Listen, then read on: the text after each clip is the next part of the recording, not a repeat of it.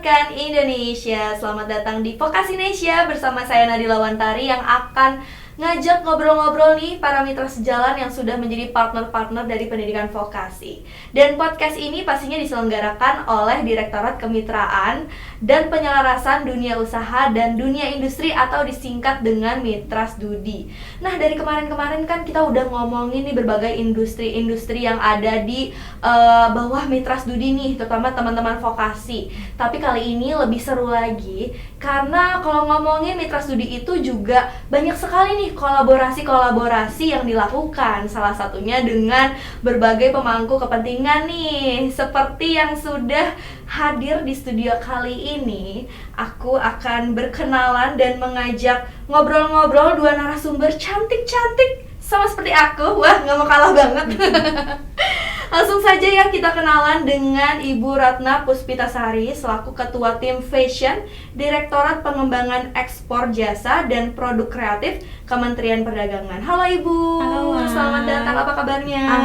Alhamdulillah. Ya. Yang gak kalah cantik di sebelahnya, kita kenalan dengan Ibu Sally Giovanni selaku owner dan founder ya Bu ya dari BT Batik Trusmi. Halo Ibu. Hai. Selamat datang di Terima Vokasinesia. kasih. Senang sekali. Senang sekali ya bisa Iya. di sini ya. Dan sekarang aku pengen kenalan lagi, tak kenal maka kata sayang, lebih dekat dengan Ibu Ratna. Mungkin diceritakan nih selaku Ketua Tim Fashion Direktorat Pengembangan Ekspor Jasa dan Produk Kreatif dari Kementerian Perdagangan itu apa sih Bu yang Ibu lakukan dan seperti apa bentuknya gitu? Boleh diceritakan ke teman-teman vokasi. Iya, baik. Terima kasih Mbak Nan. Iya, jadi kalau kami dari Kementerian Perdagangan memang ada concern produk kreatif yang kami dukung gitu. Jadi ada fashion, ada kriya, ada animasi comic games, dan juga kita ada fokus di jasa.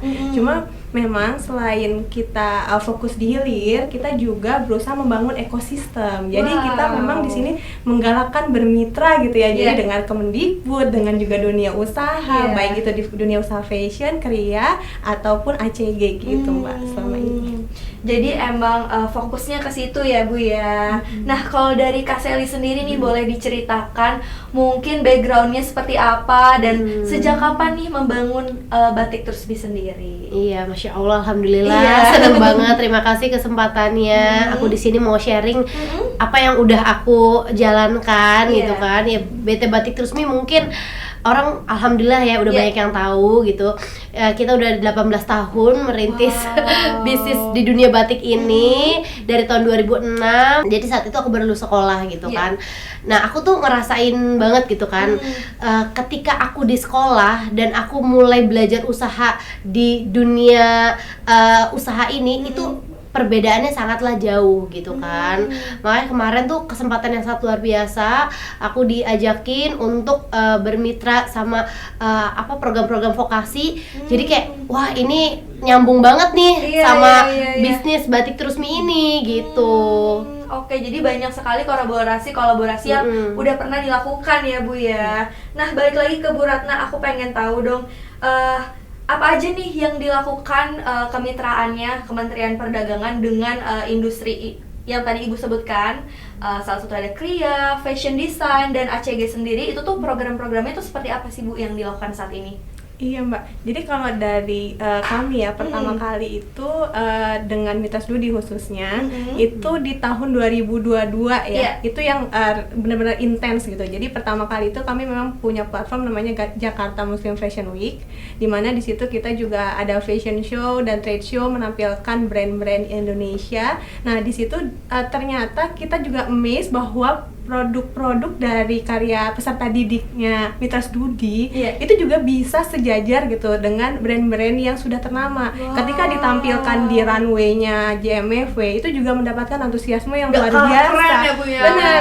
Jadi di situ justru akhirnya membuka mata kita bahwa ternyata kita tuh punya potensi-potensi dari mulai misalnya sekolah ya. Sebenarnya itu jadi bibit unggul gitu di industri kreatif ini. Nah, dari situ dari 2022 kita di 2023 3 kita mulai kembangkan. Jadi nggak cuma di fashion, tapi juga mulai ada di game ya, digital, robotik, nah seperti itu. Dan di tahun 2023 itu, jadi selain fashion juga ada ACG, juga ada Kria. Nah itu kita tampilkan juga di Trade Expo Indonesia. Nah itu mendapatkan apresiasi yang luar biasa, Mbak.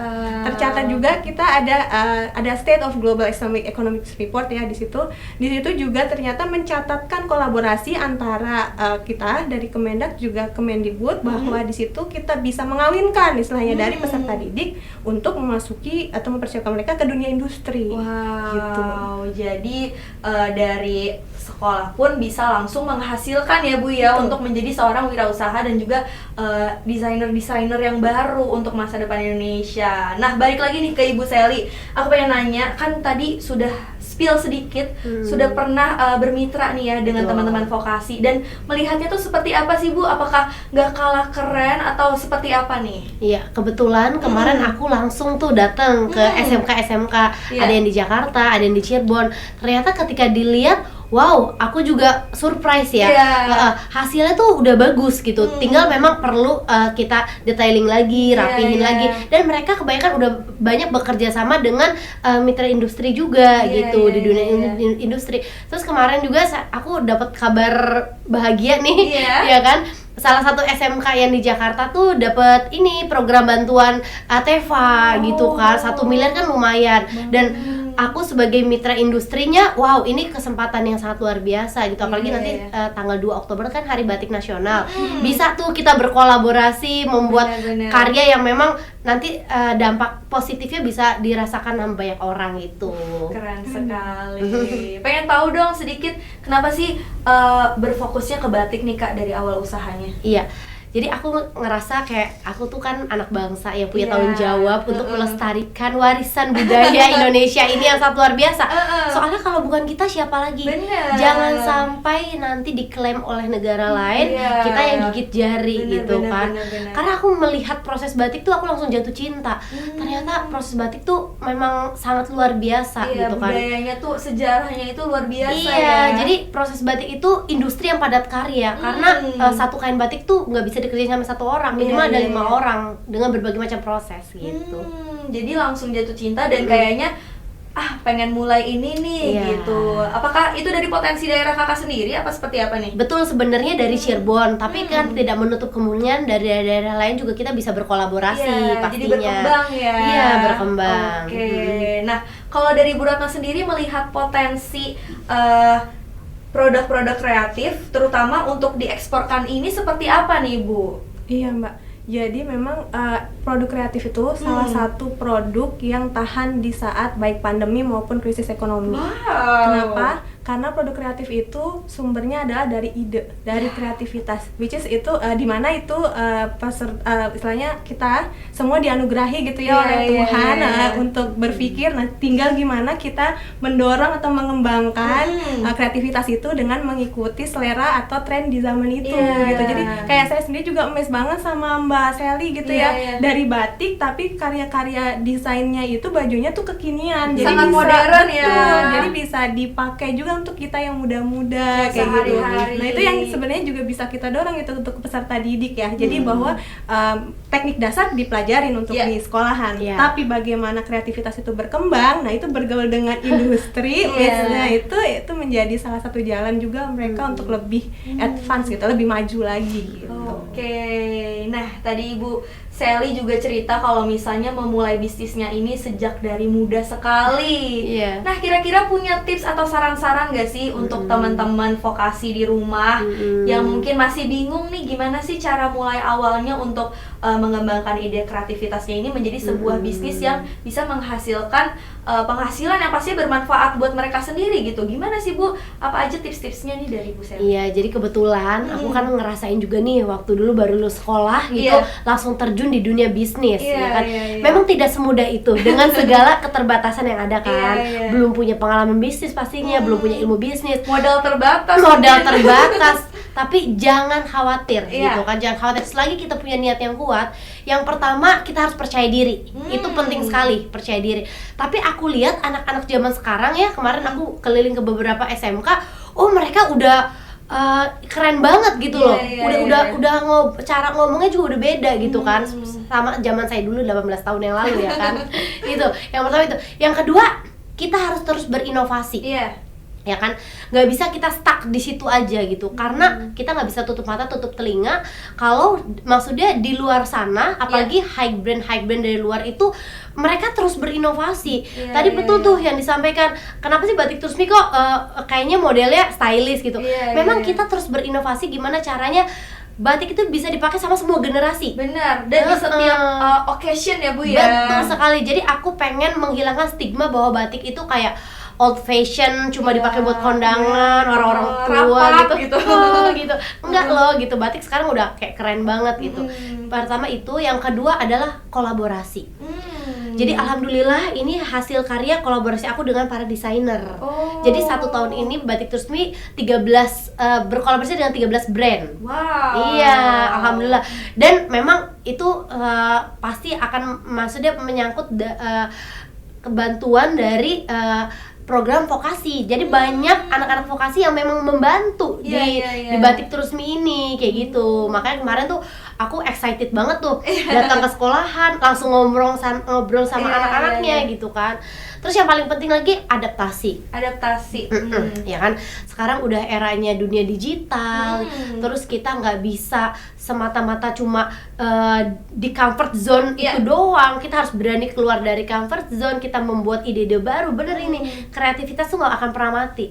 Aku cerita sedikit flashback waktu pandemi, ya kan. Itu seperti apa tuh Bu? Waduh, itu luar biasa. Itu bener-bener kayak titik terberat kita sih, jujur gitu. Tapi kita nggak bisa ngerubah kondisi, tapi kita bisa rubah respon kita. Kita mau respon gimana? Kalau kita responnya negatif, hasilnya akan negatif dong. Aku mau merubah sebagai respon yang positif. Alhamdulillah, walaupun orang nggak ada beli kain batik karena nggak boleh hajatan-hajatan, orang juga nggak beli baju batik karena kantor-kantoran work from home, mau dipakai kemana? Tapi akhirnya dengan kreativitas aku bikin masker kain batik. Karena kan masker dulu langka, kan? Lebih baik pakai masker kain batik dan didukung oleh pemerintah yang bikin gerakan masker kain itu. Jadi dari sebuah tragedi diambil jadi kesempatan yang menarik ya Bu. Betul, itu alhamdulillah sih sampai maksudnya ratusan ribu pieces sampai para pengrajin juga tetap bisa memproduksi gitu kan, bisa bekerja ya Bu. Betul, nggak ada PHK jadinya. Aduh, aku sangat berterima kasih banget sih. Jadi bagian dari fashion juga. Betul, jadi bagian dari fashion juga, keren kan, kayak masker kain batik, bajunya matching gitu kan. Nah, balik lagi ke Bu Ratna, aku pengen tanya, kira-kira dari industri-industri kriya, desain dan juga animasi, potensi dan keinginan market di luar itu seperti apa sih Bu? Apa aja yang menurut Ibu nih cocok nih untuk dimasukkan para teman-teman vokasi dan para teman-teman industri di Indonesia ini untuk bisa melihat market di luar itu seperti apa potensinya? Sedang tren apa nih Bu? Iya Mbak, jadi gini, itu kan kriya, fashion, dan juga ACG itu memiliki karakteristik yang berbeda-beda. Jadi masing-masing juga memiliki target pasar yang berbeda-beda. Nah makanya kalau misal kita mau go global, kita mau ekspor, itu pertama yang bisa kita dekati adalah negara mana fokus terhadap produk apa gitu. Misalnya kita mau fashion misal ke Amerika Serikat, trennya apa? Nah itu kita cari. Nah sementara ini memang isu sustainability, isu pemberdayaan yang terkait misalnya apa ya, SDGs kalau bahasa ininya ya. Nah itu menjadi salah satu isu yang diangkat yang menjadi terkenal gitu di sana, jadi tren, jadi concern. Nah di situ jadi kalau waktu kita membawa misalnya fashion ke luar negeri, pasti pertanyaan buyernya itu adalah nilai sustainability apa yang diusung kayak gitu. Apakah pemberdayaan wanita, apakah bahannya yang ramah lingkungan, atau kan kalau sekarang juga banyak yang bermitra dengan misalnya disabilitas gitu. Jadi disabilitas itu misalnya mereka desain itu kadang-kadang juga menghasilkan yang bagus gitu kan. Nah itu bisa menjadi inspirasi juga desainer untuk mengangkat desain itu. Nah itu memang ada brand juga yang mengangkat itu. Nah story-story seperti itu menjadi nilai tambah gitu untuk produk kita dipasarkan di luar negeri. Nah secara akumulatif, produk kreatif ini sebenarnya memiliki tren yang positif, Mbak. 17% selama 5 tahun terakhir ini, dan tahun ini dibandingkan tahun lalu itu juga positif 7%. Jadi makanya itu juga growth terus gitu kan. Nah, untuk teman-teman atau adik-adik yang berminat untuk mengembangkan produk kreatif itu sangat terbuka lebar gitu. Tinggal nanti disesuaikan mau produk apa ke negara mana. Baru dari situ kita akan cari tahu misalnya tren di sana, regulasinya seperti apa, nah seperti itu. Nah untuk produk kria misalnya, produk kria kita itu juga sama banyaknya kalau nggak ke Jepang, ke Amerika gitu. Nah ke Jepang itu seperti apa? Seperti yang compact, jadi minimalis. Di sana kan juga gaya hidupnya dinamis, cepat, jadi mereka memiliki kebutuhan terhadap furniture yang compact tapi multifungsi. Nah itu juga bisa menjadi inspirasi gitu buat teman-teman untuk menciptakan produk yang sesuai dengan tren sana. Iya. Kira-kira bentuk dukungan dari Kemendag sendiri seperti apa, Bu, untuk mendukung perubahan dan adaptasi yang cepat seperti itu? Kira-kira programnya apa aja sih, Bu, yang dilakukan? Iya, yang tadi seperti di awal udah disampaikan, jadi kita memang dari hulu ke hilirnya. Nah, memang kalau Kementerian Perdagangan sendiri fokusnya kan sebenarnya di perdagangan. Tapi kalau kita didagangin perdagangan jualannya aja, tapi nggak melihat produk kita siap atau enggak, itu susah. Jadi mau nggak mau kita juga harus agak mengintip-ngintip nih ke belakang, entah kita juga mengintip atau berkolaborasi. Kita juga ada program klinik desain gitu, jadi pendampingan terhadap pelaku usaha atau misalnya peserta didik memang yang mau mengembangkan produknya, didampingi. Targetnya itu mau market mana, ayo kita kulik bersama. Misalnya produknya itu mau ke negara Amerika, Amerika trennya seperti ini, terus pemilihan warnanya bagaimana, nah itu didampingi, jadi bisa menghasilkan koleksi atau karyanya itu bisa langsung fokus ke pasar tertentu. Iya. Jadi sudah tahu marketnya kemana ya. Jadi produknya itu ibaratnya nggak sia-sia ya, Bu. Betul, ya Mbak. Kadang-kadang soalnya gini, aku pengen bikin produk seperti ini karena aku suka. Nah, tapi suka itu nggak cukup, marketable nggak, atau laku nggak di pasaran. Nah, bagaimana supaya laku? Ya kita harus riset pasar itu maunya seperti apa, trennya seperti apa. Nah, ya itu yang harus dilakukan teman-teman gitu. Oke, berarti perkembangannya sangat dinamis. Kalau dari Bu Sally sendiri nih, melihat perkembangan dunia fashion dan gimana dukungan dari pendidikan vokasi sendiri membantu BT Batik Trusmi sendiri gitu untuk mengembangkan dunia fashion seperti ini? Iya, jadi Batik Trusmi juga kemarin waktu pandemi itu punya kesempatan untuk fashion show di New York. Jadi yang pertama itu di Times Square, ya kan, kita fashion show dengan beberapa koleksi, ternyata hanya dikagumi. Tapi mereka nggak pakai, mereka nggak bisa, ternyata ya kayak kurang cocok cuttingannya, desainnya, warnanya, bahannya. Bahannya gitu. Dari situ ya itu bedanya ketika di sekolah kita tuh belajar dulu berujian, tapi ketika di dunia industri kadang-kadang kita dikasih ujian dulu tuh, baru kita belajar. Oh ternyata itu sebelumnya bener, kita harus riset market dulu gitu kan. Kita suka tapi belum tentu market tuh mau beli gitu loh. Mau beli gitu. Akhirnya kita perbaiki gitu kan. Alhamdulillah ada dukungan juga kan dari teman-teman vokasi yang memang udah bekerja sama di BT Batik Trusmi. Bikinlah suatu desain yang memang sesuai dengan market New York. Jadi American style. Kita bikin kayak bomber-bomber, warnanya juga warna-warna yang American style banget. Street style banget ya sih kalau mereka ya. Iya, akhirnya aku ikutan di New York Fashion Week yang officialnya. Yang officialnya yang sama brand-brand terkenal lah gitu kan. Nggak sia-sia, ternyata aku ada dapat sales waktu itu kita buka pop-up store itu sekitar 350 juta dalam waktu 2 jam.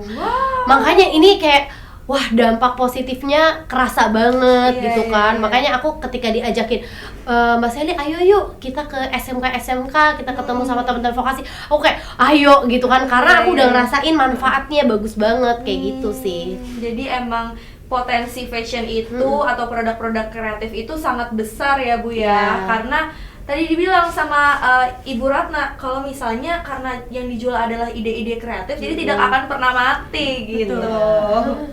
Nah, kalau misalnya mau tanya, kira-kira Bu Ratna apa aja sih potensi di bidang produk kreatif dan ekspor ini, tren kedepannya, dan kira-kira apa sih yang masih bisa dimaksimalkan nih dari sisi pendidikan juga atau sisi dari stakeholder juga seperti apa?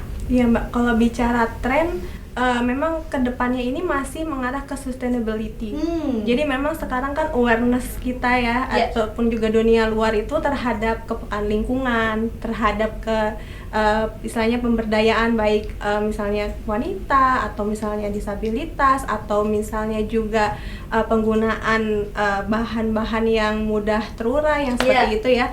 Nah itu juga semakin aware gitu ya. Nah jadi memang isu-isu itu juga terus dikembangkan. Nah makanya jadi kalau kita sendiri juga harus concern ke situ dalam misalnya memproduksi juga harus melihat isu-isu apa yang bisa kita tonjolkan bisa menjadi diangkat, story ya, behind the product atau cerita di balik produk. Nah, buyers itu sangat concern atau sangat suka kalau ada cerita di balik produk itu gitu. Jadi mereka nggak hanya membeli baju aja, bukan atau karena modelnya doang, atau nggak bisa dia nggak hanya beli kursi aja, tapi dia membeli satu rangkaian dari cerita itu, termasuk kepekaan atau tanggung jawab sosial di balik itu. Nah itu jadi teman-teman juga misalnya adik-adik gitu ya harus juga melek informasi tren di luar gitu. Jadi walaupun belajar di sekolahan tapi juga kan sekarang digitalize ya. Jadi harus juga mencari update informasi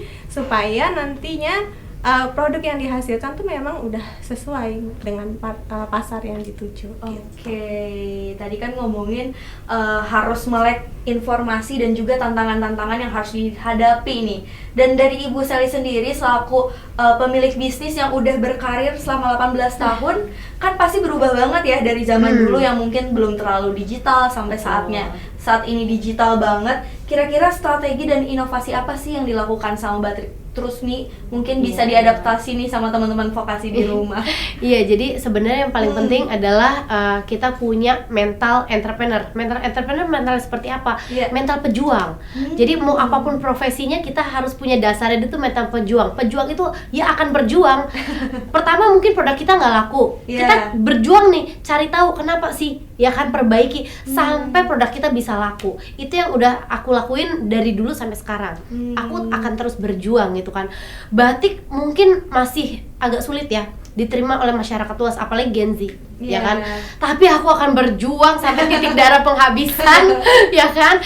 Maksudnya pastinya dengan berkolaborasi, ya kan. Makanya aku tuh bener-bener kayak butuh banget nih teman-teman vokasi, karena kan teman-teman vokasi banyak kan Gen Z juga kan.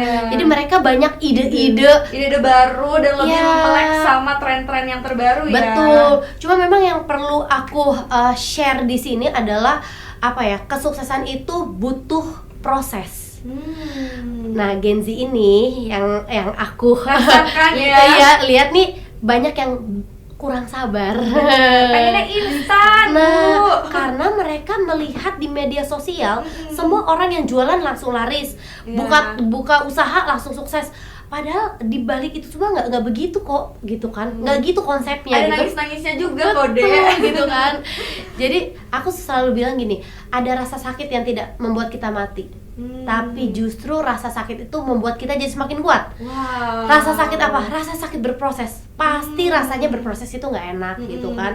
Ya mungkin nangis-nangis, ya mungkin berdarah-darah. Tapi percayalah gitu, dengan kita menjalani proses itu kita akan jadi semakin kuat, ya kan. Kuat apanya? Kuat semuanya, kuat mentalnya, kuat fisiknya, kuat cara berpikirnya gitu kan. Dan akan menghasilkan hasil yang sangat kuat gitu. Amin, keren banget. Nah kira-kira kalau dari Bu Sally punya nggak sih, kan udah kemarin New York Fashion Week, kira-kira target apa lagi nih? Pasti kan pengen punya pencapaian dan goals baru. Apalagi nih? Sebenarnya aku pengen banget Paris Fashion Week, tapi susah banget Jadi syarat-syaratnya tuh kayak harus punya toko berapa tahun ya di Paris gitu kan. Terus harus udah ada fashion show juga, harus ada photoshoot juga, harus bikin video campaign. Pokoknya banyak banget persyaratannya, emang susah banget sih.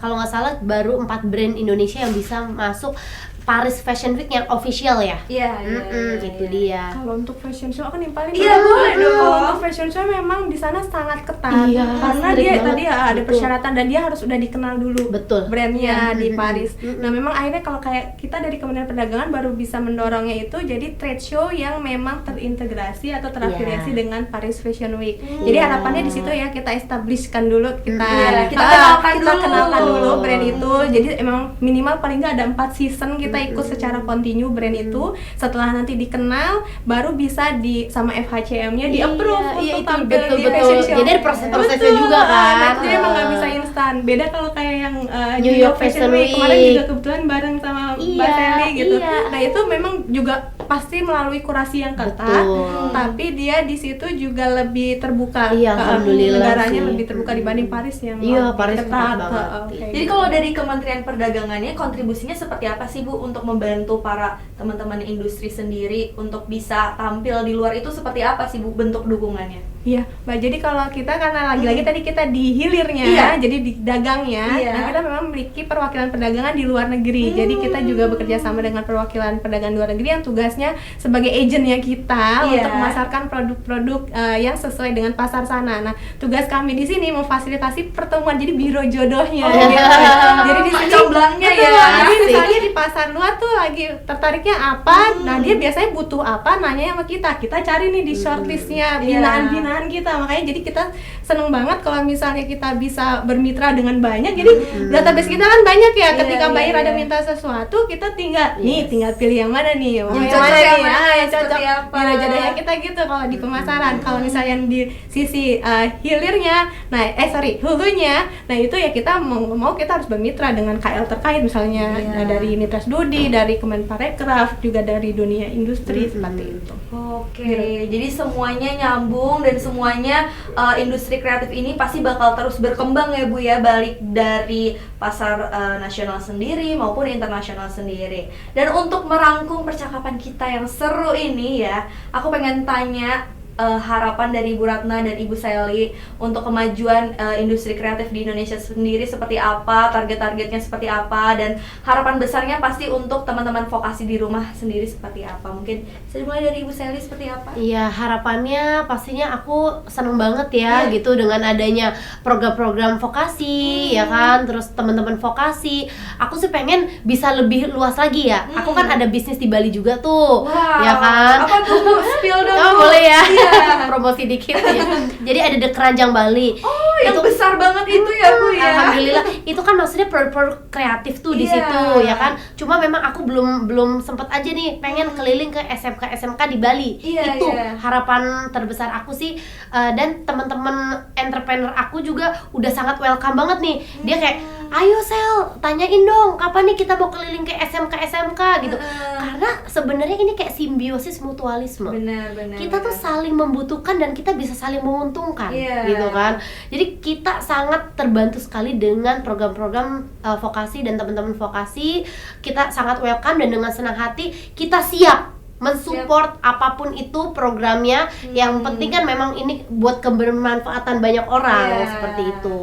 Jadi harapannya mungkin teman-teman vokasi juga bisa terus berkembang dan belajar ya Iya. untuk bisa siap di dunia kerja, karena Ibu Sally siap menampung nih. Kalau dari Bu Ratna sendiri seperti apa? Iya Mbak, sejalan dengan tadi yang disampaikan sama Mbak Sally ya. Jadi memang harapan kita tentunya teman-teman atau adik-adik di vokasi ini bisa memenuhi, istilahnya bisa memiliki kemampuan atau kapasitas yang memang mumpuni sesuai dengan permintaan industri. Bukan hanya sebagai pegawai ya tentunya, tapi kita target juga bisa menjadi entrepreneur seperti Mbak Sally ya. Para wirausahawan. Betul, wirausaha. Jadi di situ bisa semakin semakin luas lagi mengaplikasikan ilmunya, terus udah gitu bisa juga mengaktualisasi diri dan juga bisa menjadi pejuang-pejuang UMKM-nya Indonesia gitu. Oke. Nah, itu tadi ngobrol-ngobrol seru bareng dengan mitra sejalan yang menjadi partner-partner pendidikan vokasi nih. Dan teman-teman di rumah jangan lupa juga follow Instagram kami di @mitrasdudi karena pasti banyak sekali informasi-informasi yang bermanfaat buat teman-teman di rumah. Terima kasih banyak untuk Ibu Ratna. Terima kasih untuk Ibu Sama-sama. Sally Terima kasih. atas waktunya hari ini. Dan teman-teman jangan lupa untuk terus nonton dan pantengin Vokasinesia. Saya Nadila Wantari pamit undur diri dan salam vokasi kuat menguatkan Indonesia.